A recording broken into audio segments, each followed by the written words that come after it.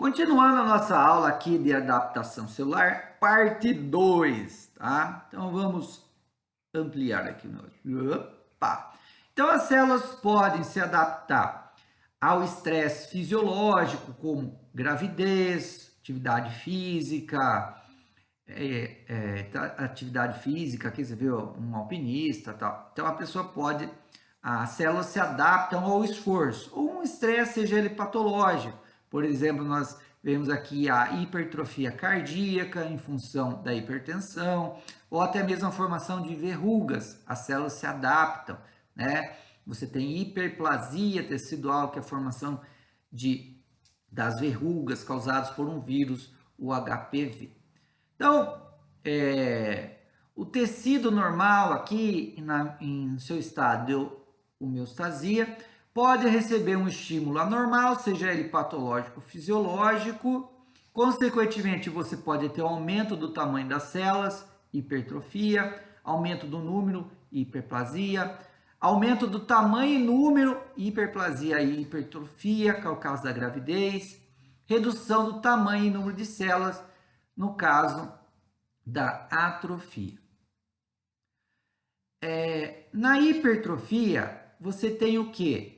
O mecanismo aqui, quais são os fatores, né? Então, você tem uma sobrecarga, seja ela por efeito mecânico, seja por estímulos hormonais, né? Durante a gravidez, por exemplo, principalmente devido ao estrogênio, e alguns fatores de crescimento são liberados. Consequentemente, aumenta a síntese de proteínas e organelas lá na célula, justamente para aumentar a capacidade funcional. Então, a célula aumenta de tamanho.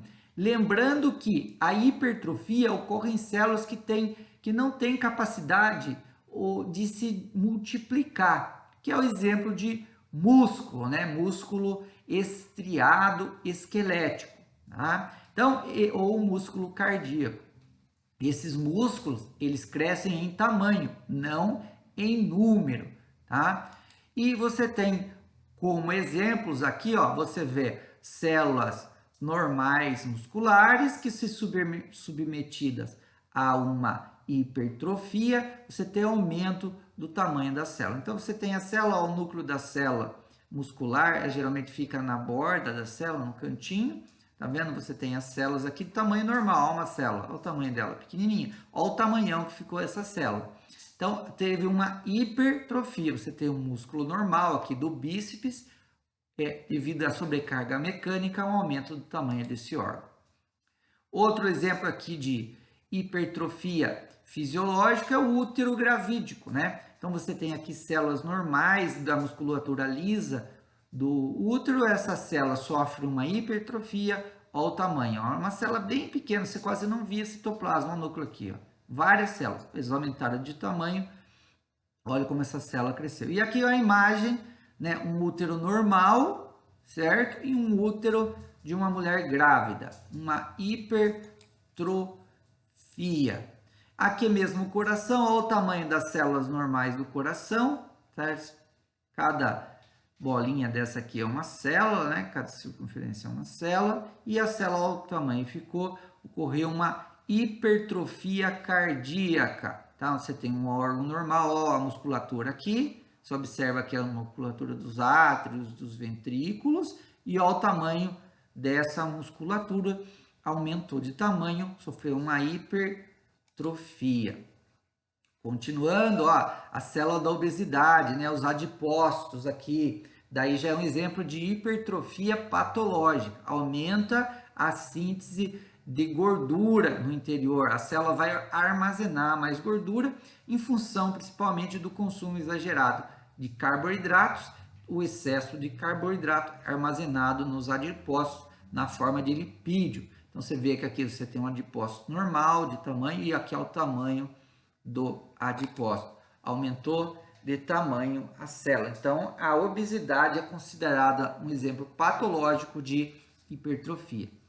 Já a hiperplasia, você tem aqui o mecanismo da hipertrofia se dá basicamente por estímulo hormonal e por fatores de crescimento teciduais. e se ocorre uma sinalização no interior da célula que aumenta a síntese de proteína e de organelas. Consequentemente, as células começam a se multiplicar, se dividir e aumenta o número de células, Então, nós temos aqui, no caso da mama, ó, você tem uma quantidade X de células, consequentemente, aumentou basicamente aqui o número de células presentes na mama. Então, além de aumentar o tamanho da célula, aumentou o número de células, tá? Isso, uma hiperplasia fisiológica hormonal, né? E também na gravidez no útero ocorre também uma hiperplasia das células musculares, musculatura lisa do útero. Então você vê aqui uma hiperplasia fisiológica, quando ocorre um corte num tecido, aqui é um tecido da pele, né? Ocorreu um corte, consequentemente a formação de um tecido que vai revestir ali o corte, essa ferida, e ocorre a formação de uma cicatriz. Então, uma hiperplasia fisiológica a um corte, né? A uma ferida. A cicatrização é um exemplo de hiperplasia. Outro exemplo de hiperplasia fisiológica hormonal é o útero. Ó. Células aqui normais ao tamanho da célula, ela sofreu uma hipertrofia e um aumento do número de células, uma hiperplasia. Então, você tem um útero normal e aqui um útero com aumento do número de células e aumento de tamanho também dessas células. Aqui, a obesidade também gera hiperplasia. Então, você tem aqui os adipócitos, ó, a celularidade aqui, ó. Se você tem poucos adipócitos no paciente sem gordura abdominal, ao paciente com sobrepeso, consequentemente, aumento do tamanho do adipócito. Na obesidade, você, além do aumento do tamanho, você tem um aumento do número de adipócitos, principalmente na infância, ocorre a multiplicação dessas células. Então, as principais adaptações que a gente já viu até agora, hiperplasia e hipertrofia. Ou as outras que ainda falta ver, que é a atrofia e a metaplasia. Na atrofia, ocorre a redução do tamanho da célula, certo? E essa redução de tamanho de célula se dá principalmente por degradação dos componentes celulares e autofagia. Então, você tem aqui redução de movimentação do órgão, seja ele por imobilização, paciente acamado, ou denervação, né, perda dos nervos periféricos, tal, desnutrição, hipóxia, perda de estimulação hormonal e senilidade, que é o envelhecimento. Essa célula não perde função, mas diminui de tamanho, justamente porque há aumento da proteólise, que é a quebra de proteínas que as células têm no citoplasma. Tá? Então, você vê aqui um membro inferior normal e aqui atrofiado, com uma diminuição do tamanho muscular. Continuando aqui, já a metaplasia é justamente a substituição, por exemplo, de um tecido colunar, aqui ó, células colunares, glandulares ciliadas, por células escamosas, no caso aqui sem cílios, com uma capacidade de uma resistência maior. Então, tanto no sentido de colunar para célula escamosa, como de escamosa para colunar. Interessante que isso daqui geralmente pode estar relacionado com câncer, né? Então, quando você tem uma metaplasia num determinado tecido, a probabilidade ou a chance desse paciente vir a desenvolver câncer é maior.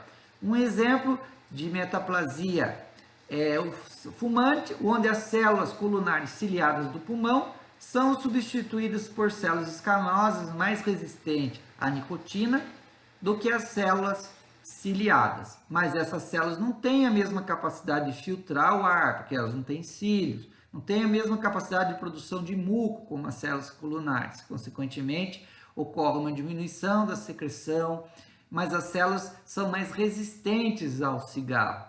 Mas, consequentemente, essa metaplasia pode vir gerar uma displasia que está que já é um tecido novo, já com alteração no formato do núcleo e já muito próximo de se transformar em um câncer, tá?